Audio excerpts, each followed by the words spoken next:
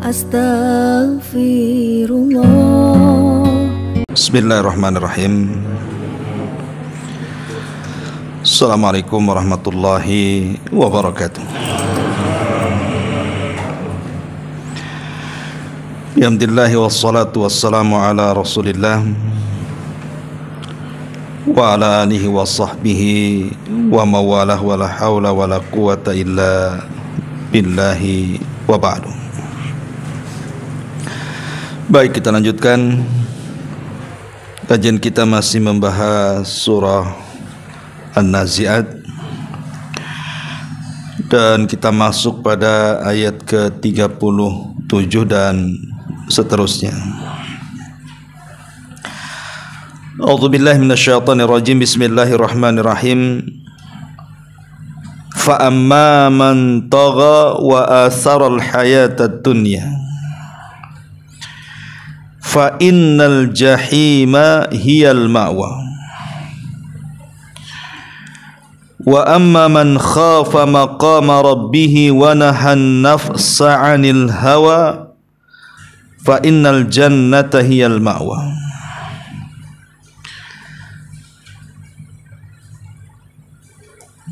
Adapun orang-orang yang melampaui batas dan lebih mengutamakan kehidupan dunia, sungguh neraka jahimlah tempat tinggalnya. Adapun orang-orang yang takut kepada kebesaran Tuhannya dan menahan diri dari hawa nafsunya, sesungguhnya surgalah tempat tinggalnya. Ma'asyiral muslimin wal muslimat rahimani wa rahimakumullah. Di sini Allah Subhanahu wa taala mengatakan fa amma man tagha, maka barang siapa yang melampaui batas. Apa yang dimaksud melampaui batas dalam ayat ini? Al-Quran menyebutkan 4 makna tentang kalimat tagha. Pertama, tagha itu diambil dari tughyan, maknanya adalah adh-dhalalatu, tersesat. Jadi adapun orang-orang yang melampaui batas artinya orang-orang sesat, orang-orang yang di luar daripada jalan yang lurus. Kemudian yang kedua, at-tughyan artinya al-isyan, bermaksiat kepada Allah Azza wa Jalla. Maka barang siapa yang melampaui batas artinya barang siapa yang banyak melakukan kemaksiatan. Kemudian yang ketiga, makna at-tughyan artinya al-irtifa'u wa takabbur. Al-irtifa'u wa takatsur, merasa tinggi, sombong, dan juga merasa dirinya jauh lebih baik dibandingkan orang lain. Ini yang ketiga. Dan yang keempat, maksudnya tagha di sini artinya az-zulmu, kezaliman. Inilah 4 makna yang biasa dipakai dalam Al-Quran ketika memberikan makna tagha. Jadi adapun orang-orang yang tagha, melampaui batas, maksudnya orang-orang yang tersesat atau ahli maksiat atau orang yang sombong dan zalim. Itu 4 makna yang disebutkan para ulama tentang tagha, melampaui batas itu. Adapun kenapa manusia bisa melampaui batas, tentu ada sebabnya, ada pemicunya. Pertama, disebutkan para ulama pemicu manusia melampaui batas itu al-kibru wal-ulu, karena merasa sombong dan tinggi kedudukan dibandingkan orang. Makanya lihat bagaimana Fir'aun menindas orang-orang yang dianggap musuhnya, Bani Israel, dengan membunuh anak laki-laki mereka dan membiarkan anak wanita mereka. Kenapa dia sampai melampaui batas? Karena dia merasa sombong, dan merasa tinggi dan dia adalah raja dari penduduk Mesir. Yang kedua, al-ujbu wal ghurur, ujub dan juga merasa tertipu, seperti yang dikatakan oleh Musa alaihi salatu wassalam ketika dia berhadapan dengan Fir'aun dan menjelaskan tentang ketuhanan atau tauhid, maka Fir'aun mengatakan, am ana khairun min hadzal ladzi huwa mahin. Kata Fir'aun, apakah saya lebih baik ataukah dia yang hina? Maksudnya kepada Nabi Musa mengatakan seperti itu. Jadi Fir'aun merasa ujub, besar diri dan merendahkan Nabi Musa alaihi salatu wassalam. Maka sebab yang kedua kenapa orang bisa melampaui batas, pertama kesombongan, dan yang kedua ujub, merasa bangga. Kemudian yang ketiga al-hiqdu wal hasad. Sebab yang ketiga karena kedengkian dan hasad. Jadi orang bisa melampaui batas itu karena dia dengki kepada orang, kemudian hasad kepada orang. Dari situlah dia akhirnya melampaui batas, menyakiti orang lain tanpa tahu sebab kebenarannya, seperti yang dilakukan orang Yahudi. Karena hasadnya mereka kepada kaum muslimin, makanya mereka bisa berbuat apa saja dari kejahatan kepada kaum muslimin. Kemudian juga di antara sebab-sebab melampaui batas adalah al-mulk wa sultan, kekuasaan. Biasanya orang-orang yang berkuasa, orang-orang yang diberikan pangkat jabatan ataupun kepemimpinan, terkadang dia menindas sesuka dia, melampaui batas dari hak dan kewajibannya. Dia bisa mendolimi bawahannya, mendolimi rakyatnya tanpa merasa bersalah. Ini yang keempat. Yang kelima di antara sebab orang melampaui batas adalah al-mal wal walad, harta dan anak-anak. Betapa banyak harta itu memicu orang-orang melakukan kezaliman. Gara-gara harta orang bisa bunuh-bunuhan. Contohnya umpamanya orang yang rebutan harta waris, antar saudara bantai gitu ya, antar saudara bunuh, bahkan terkadang mengambil hak dengan cara yang zalim dan melampaui batas. Atau gara-gara membela anak, padahal anak itu yang salah. Tapi yang namanya anak si buah hati, belahan jiwa, penerus sejarah dan penerus cerita. Terkadang ada orang yang membela anak itu mati-matian, padahal anaknya salah loh ya. Betapa banyak anak-anak yang masuk ke penjara, mungkin entah karena narkoba atau pembunuhan atau kasus apa. Terkadang orang tua mati-matian membela supaya diringankan hukumannya. Mereka rela mengeluarkan banyak biaya untuk menyewa lawyer, pengacara dan semacamnya, bukan membela kebenaran tapi membela kebatilan, hanya karena ingin supaya anaknya selamat. Jadi anak pun terkadang pemicu orang bisa melampaui batas. Kemudian juga al-ghaflatun nas an hukukihim, lalainya manusia tidak melaksanakan tugas mereka. Orang kalau tidak melaksanakan hak dan kewajiban, pasti dia melampaui batas. Dalam kehidupan rumah tangga sajalah seorang suami tidak melakukan hak dan kewajiban kepada istri atau sebaliknya, atau seorang anak kepada orang tua atau sebaliknya, atau kita dengan tetangga kita atau sebaliknya, itu kan memiliki hak dan kewajiban yang harus kita lakukan. Kalau seandainya hak dan kewajiban ini tidak dilaksanakan, dipastikan salah satunya akan melampaui batas. Dipastikan itu. Seperti seorang istri tidak memberikan haknya melayani suami. Terkadang suami bisa saja melampaui batas, memukul, menyiksa, memaksa dan begitu seterusnya. Atau sebaliknya, mungkin suami tidak memberikan hak dan kewajibannya, memberikan nafkah, bisa saja istri kabur. Istri lari, tidak mau melaksanakan haknya karena dia juga menuntut hak dia. Artinya kalau seandainya seseorang lalai dari hak dan kewajiban manusia, dipastikan disinilah pemicunya kenapa orang sampai melampaui batas. Ini di antara sebab-sebab yang disebutkan oleh para ulama. Kemudian juga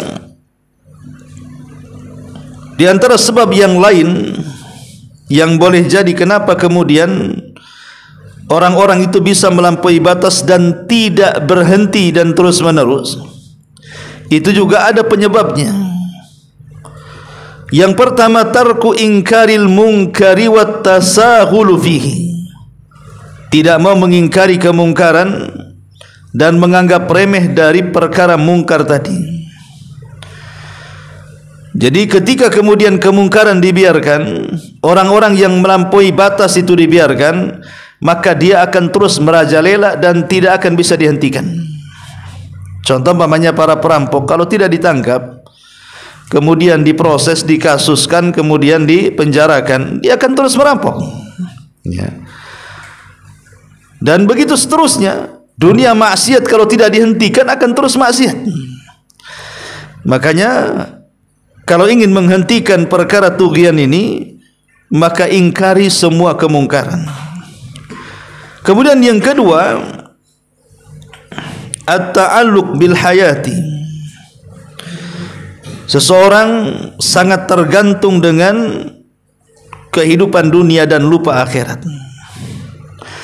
Orang kalau hatinya terkait dengan dunia saja, lupa dengan akhirat, maka dia tidak akan berhenti untuk melakukan kezaliman, kejahatan, melampaui batas dalam hidupnya.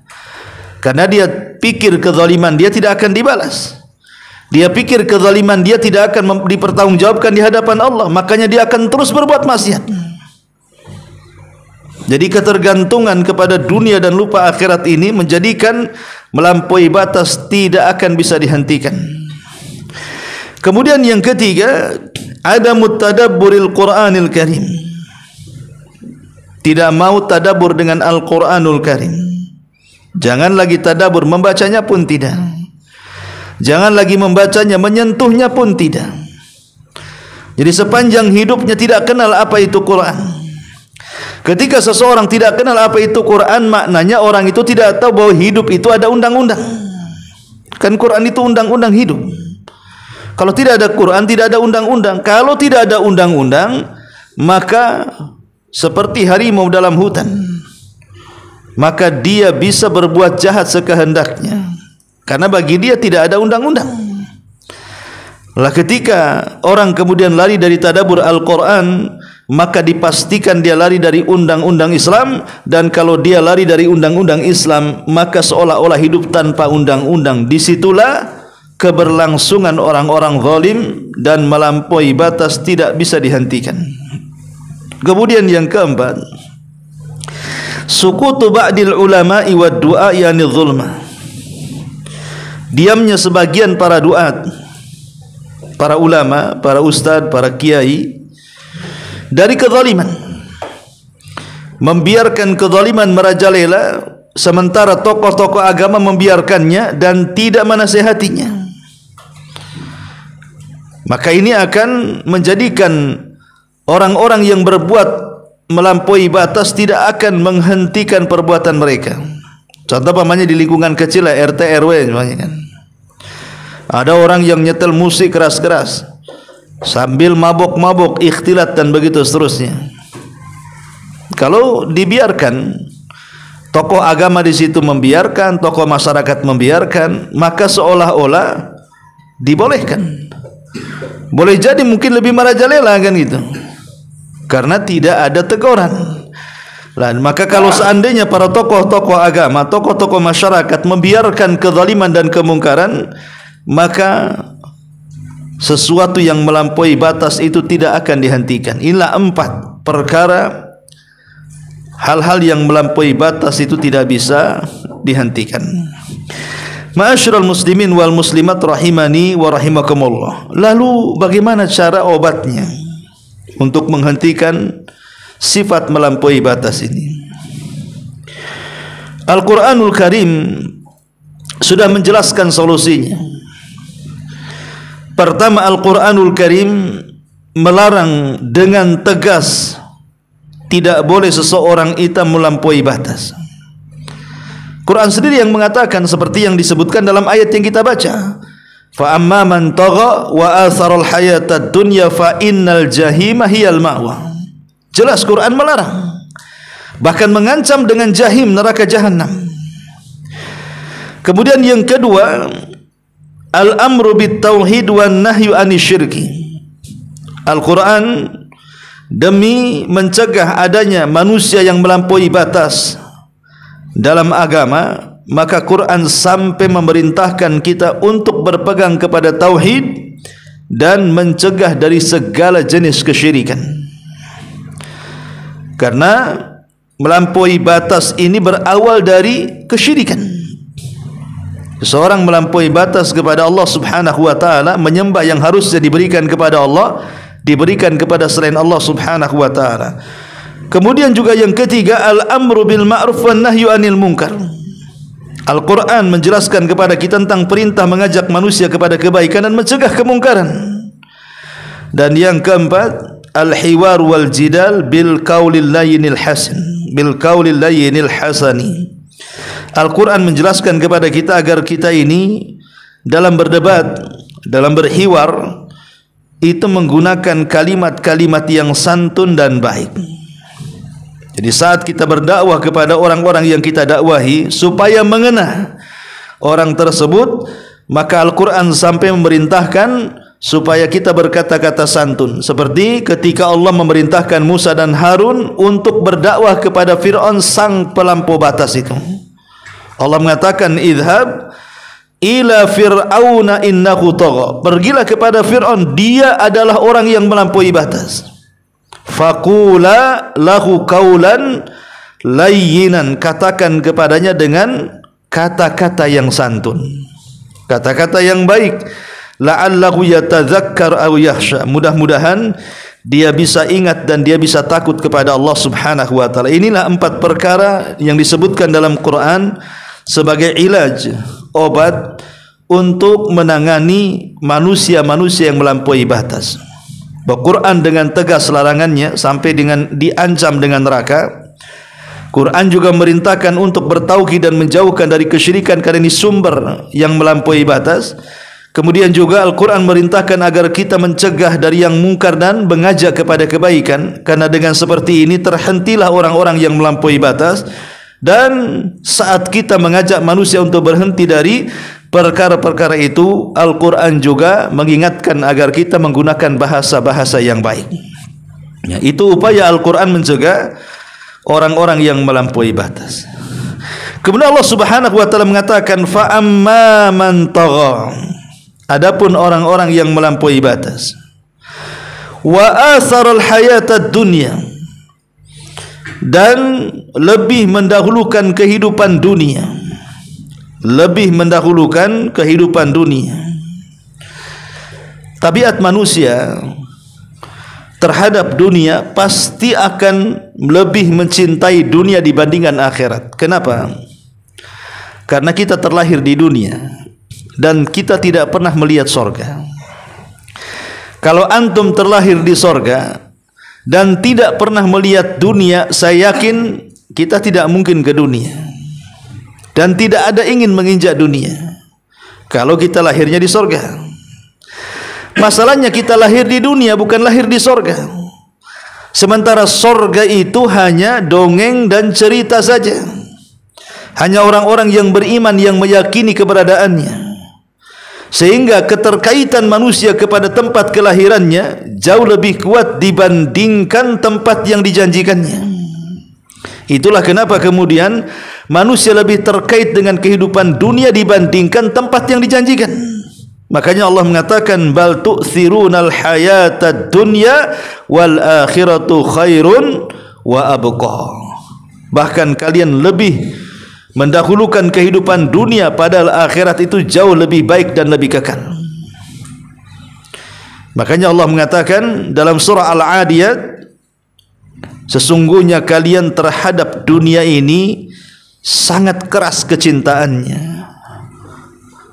Allah mengatakan, kecintaan kita kepada dunia itu teramat sangat kuat. Karena memang itu tabiat manusia, mencintai dunia dan ingin kekal di dunia. Terutama orang-orang yang mereka tidak pernah menginvestasikan umurnya, waktunya, hartanya, pangkat, jabatan dan kedudukannya untuk akhirat. Kalau orang itu tidak pernah investasi untuk akhirat, maka selamanya ketika kematian dia tidak akan suka mati. Kenapa? Karena saat kematian dia ingat kebunnya, ingat rumahnya, ingat kendaraannya, ingat anaknya, ingat pasangannya. Macam mana kehidupan mereka? Ditinggal segalanya. Tapi kalau orang memindahkan investasi kekayaannya ke sorga sana, bagaimana dia beli rumah di sana, bagaimana dia bangun rumah di sana, beli tanah di sana, beli pohon di sana, saat kematiannya dia senang. Kenapa? Karena dia akan sampai kepada tempat yang sementara itu di dunia dia menginvestasikannya. Pasti dia akan cenderung suka kematian dibandingkan kehidupan. Itulah yang dikatakan oleh Nabi SAW, man ahabba liqa Allah ahabballahu liqa'ah wa man kariha liqa Allah karihallahu liqa'ah. Siapa yang cinta berjumpa dengan Allah, maka Allah cinta berjumpa dengan dia. Siapa yang benci berjumpa dengan Allah, maka Allah pun benci berjumpa dengan dia. Artinya ada orang-orang yang cinta ingin berjumpa dengan Allah dan Allah suka dengan dia. Tapi ada orang-orang yang benci berjumpa dengan Allah dan Allah pun benci dengan dia. Seperti apa orang-orang yang tidak mau berjumpa dengan Allah sehingga Allah benci kepada dia? Orang-orang yang tidak punya investasi di akhirat sama sekali, maka dia akan takut berjumpa dengan Allah karena dia akan meninggalkan segalanya di dunia, sementara di sisi lain dia harus mempertanggungjawabkan segalanya di hadapan Allah Subhanahu wa taala. Makanya Allah mengatakan fa amma man tagha wa atharal hayatad dunya. Kemudian Allah Subhanahu wa taala tutup fa innal jahima hiyal ma'wa. Maka orang yang seperti ini neraka jahimlah tempat tinggalnya. Ma'asyiral muslimin wal muslimat rahimani wa rahimakumullah. Kemudian Allah Subhanahu wa taala mengatakan di sini, fa amma man khafa maqama rabbih. Adapun orang-orang yang takut akan kedudukan Rabbnya, wa nahan nafsa anil hawa, dan menahan hawa nafsunya, fa innal jannata hiyal ma'wa. Sesungguhnya sorga adalah tempat tinggalnya. Ma'asyiral muslimat yang dimuliakan Allah Subhanahu wa taala, di sini Allah Subhanahu wa taala menyebutkan salah satu dari rukun hati, rukun ibadah hati. Ibadah hati itu kan ada tiga jenis. Pertama, dia harus menanamkan kecintaan kepada Allah, dan cinta dalam ibadah itu sama dengan kepala dalam badan. Artinya kalau manusia tanpa kepala hidup atau tidak? Tidak akan hidup. Maka begitu juga ibadah tanpa cinta, maka tidak akan ada kehidupan dalam ibadah. Kemudian yang kedua, ada namanya ar-raja. Ar-raja itu artinya harapan. Dan yang ketiga ada yang namanya al-khawfu, perasaan takut kepada Allah Subhanahu wa taala. Inilah yang disebut dengan arkan rukun ibadah. Cinta, harap dan juga takut. Nah, di sini Allah Subhanahu wa taala menyebutkan salah satunya, yaitu al-khawfu minallah, takut kepada Allah Subhanahu wa taala. Fa amma man khafa maqama rabbih. Adapun yang menanamkan takut kepada kedudukan Rabbnya. Ma'asyiral muslimin yang dimuliakan Allah Azza wa Jalla, bicara tentang satu di antara rukun ibadah hati, perasaan takut. Ulama mengatakan bahwa harap dan takut ini tidak bisa dipisahkan. Maksudnya harap dan takut, harap mengharap mendapatkan rahmat, mengharap mendapatkan pahala, berharap masuk surga, itu namanya harap. Ya. Adapun takut itu takut diazab, takut adanya malapetaka, takut mendapatkan siksa, takut masuk neraka. Itu namanya takut tuh. Ya. Jadi dua perkara ini tidak bisa dipisahkan dalam kehidupan kita. Cuman para ulama mengatakan kalau dalam kondisi sehat walafiat, maka besarkan perasaan takut, kecilkan perasaan harap. Tapi kalau dalam kondisi sakit parah, apalagi sakitnya sampai mengantarkan kepada kematiannya, maka perasaan harap harus dibesarkan dan kecilkan volume takutnya. Begitu nasihat para ulama. Ya. Kenapa ulama mengatakan seperti itu? Kalau kita lagi sehat, perasaan takut harus lebih besar, 70% dibandingkan perasaan harap yang 30% saja. Karena supaya saat kita sehat, kita tidak melampaui batas, kita tidak melakukan kemaksiatan, kita tidak terjerumus kepada perbuatan dosa. Karena hanya orang yang takutnya besar kepada Allah pasti yang paling jauh dari maksiat kepada Allah Azza wa Jalla. Tapi kalau seandainya dalam posisi sedang sakit parah, kenapa perasaan takut harus dibalik? 30% harapnya yang 70%. Karena dalam kondisi sakit parah, orang tidak mungkin melakukan apapun yang bisa dilakukan ketika dia sehat. Orang sakit bisa apa coba? Salat pun udah susah, apalagi sampai koma berbulan-bulan. Mau apa yang dilakukan orang sakit coba? Hanya harapan mendapatkan rahmat, itu saja. Orang sakit itu hanya berharap dapat rahmat dari Allah. Dan biasanya orang sakit itu akan mendengarkan orang-orang yang bicara seketika itu, ketika dia sakit, yang ada di sekitarnya, dan dia akan lupa memori orang-orang kejadian-kejadian sebelumnya. Makanya kenapa Nabi SAW sampai mengatakan, janganlah kalian mengatakan sesuatu kecuali kebaikan, karena itu yang akan masuk dan diingat.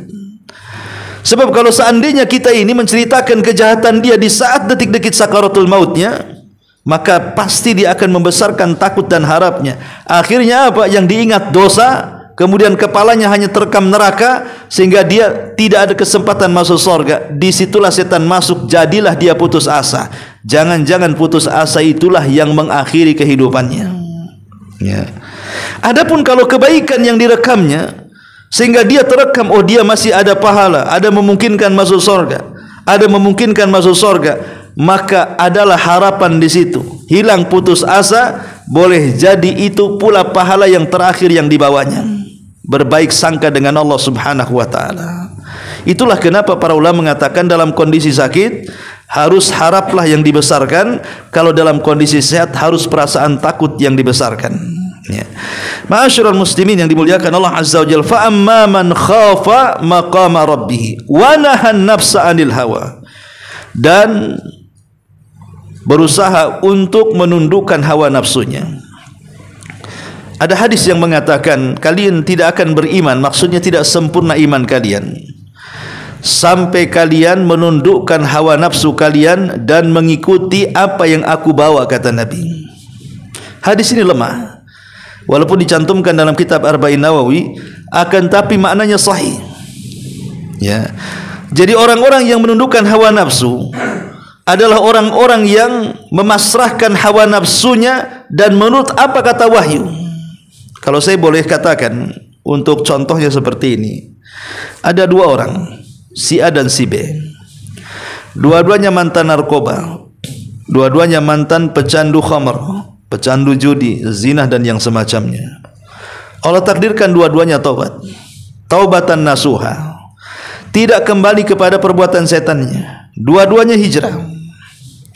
Cuman masalahnya si A ini, kalau diceritakan tentang masa lalunya, dia menikmati ceritanya. Ya, dia menikmati.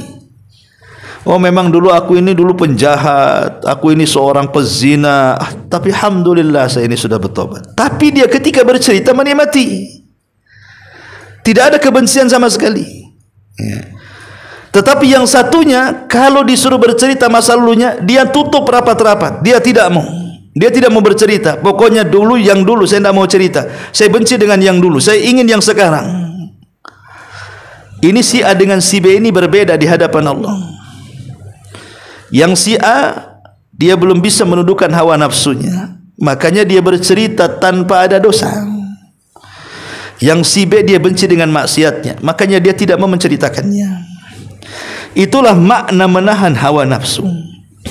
Atau dua orang yang kecanduan minum khamar, kemudian dua-duanya tobat dan hijrah. Si A ini dulunya pemabok kemudian hijrah. Kalau diceritakan khamar, dia terbayang rasa khamar, pengen minum tapi tak berani karena sudah tobat. Atau nampak botol khamar, teringat dulu dia pun pemegang kepala botol itu dan kepengen meminumnya tapi tak bisa karena dia sudah bertobat.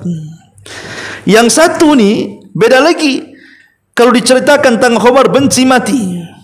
Kalau melihat botol khamar langsung mau dipecahkan dia karena sudah dia bertobat betul-betul.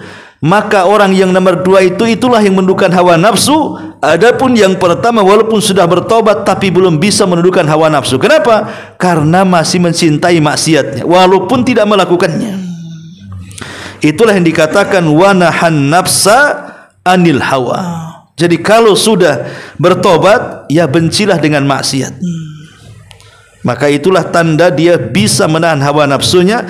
Sebagai hadiahnya Allah mengatakan fa innal jannata hiyal ma'wa, maka surgalah tempat tinggalnya. Wallahu alam. Ini beberapa ayat dalam surah An-Nazi'at yang bisa kita kaji pada malam hari ini. Sebelum saya tutup, kalau ada yang bertanya silakan. Kalau tidak kita tutup.